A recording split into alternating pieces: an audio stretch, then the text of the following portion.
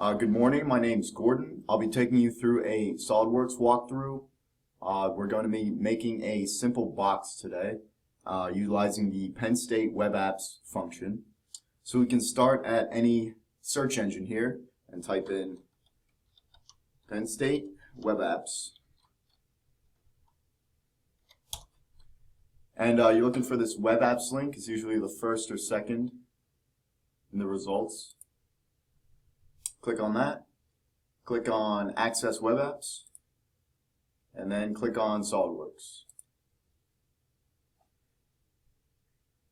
You're then going to be prompted to log in with your Penn State user ID, so I'm going to do that quickly. So once everything loads up, you're going to be presented with this screen. So to start a new part, we need to go to File, New, and then make sure the part radio button is selected, and then click OK. Okay, so before we actually start sketching and building our part, we're going to have to go through some housekeeping things. First off, down here, you can see that it's in millimeters grams second, which is the standard international units, but we're going to change it to inch pound seconds for the more Americanized version. And then go up to here. Options, click on that.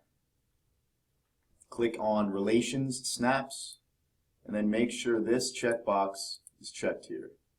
You're going to need that. It'll help make things easier. And click OK when you're done.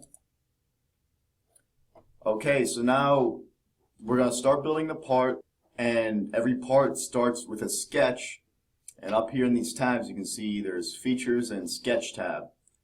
So we're going to click on the Sketch tab. And then right below it, this is called the design tree. So if we scroll over front plane, top plane, and right plane, it'll highlight these in the main window. And so think of that as kind of your coordinate plane in 3-dimension. So we're going to start our sketch in the top plane. So if you click on top plane,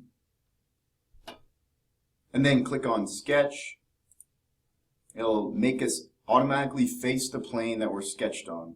So you can see in the center here in red, this is called the origin. This is where all three of the planes intersect each other. So it's like the center of this SolidWorks world here. So it's going to be easy if we base everything we make off of this origin. So the first thing is going to be a center rectangle, which we can find in this drop-down menu. And then we're going to click the origin, drag out a nominal distance, and release. And then click this green check mark here. So the next step is the Smart Dimension tool next to the Sketch button. Click that, and you can see this blue kind of Smart Dimension icon right next to your pointer here. So you're going to click this line, and then you're not holding it, just a single click, and then click it again. And we're going to type in 5 for 5 inches. And we're going to do the same for up here.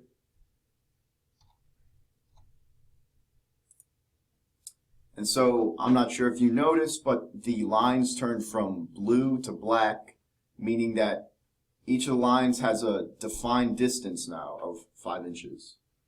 So we're going to click this green check mark to exit the Smart Dimension tool. And the next step is taking this 2-dimensional square that we made and extending it out into the 3rd dimension. So we're going to go into the Features tab, and we're going to click on Extruded Boss Base, and that will rotate the sketch that you just made to show that we're going to be extending it up into the 3rd dimension. And if you notice here, highlighted is the distance we're going to extrude it out from our sketch. So we're going to do 5 inches, so type in 5, and click the green check mark. And this button here, the zoom to fit, will help you see it better. Click that.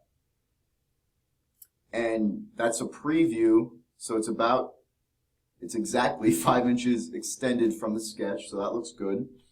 So we can click the green check mark to confirm that. and we have a cube now. So, like you remember from our first sketch, we clicked a plane and then we clicked the sketch button to start a sketch on that, at that level we were at. So we're going to click on this top plane of the square or the cube and go over to our sketch tab and click sketch. And now if you'll notice, a new origin appears, one that our last origin was down here, so this is a new origin for this face. And to view this better, since it automatically didn't go to it, we're going to click this View Orientation drop-down menu and click top right here.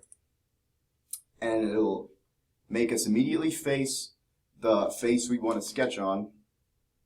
And so we're just going to draw another center rectangle here.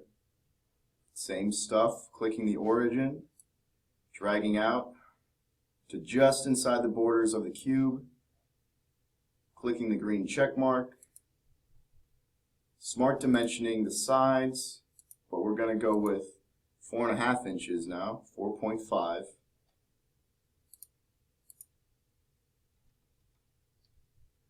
Alright, and then looks good, green check mark. And then our last step here is going to be going to the Features tab and cutting into this cube with the Extruded Cut feature. Alright, so now this is a quick tip to move around your three-dimensional object here. You can click down the scroll button in the middle of your mouse and hold it down and rotate it, and you can rotate the figure here. And then scrolling up and down zooms it in and out. So if we click the mouse button down, or the scroll button, we can rotate it around. See, it's cutting through the cube there. So we don't want to cut all the way through. We're going to cut 4.5 inches in. So we're going to type 4.5 in this distance here. Click the check mark. Let's drag it around. See, it doesn't go all the way through. And now to bring it back to a nice view, we're going to click this button over here in the View Orientation drop-down menu for an isometric view. And then we're going to click the green check mark to finalize our cut. And as you can see here, if you click off the face, it will take that blue sketch away. And now we have our finished box.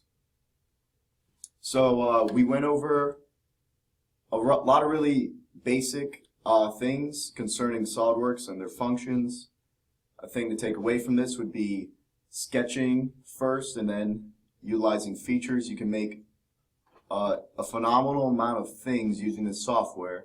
I sincerely hope this walkthrough wasn't too dry, but thank you for watching and farewell.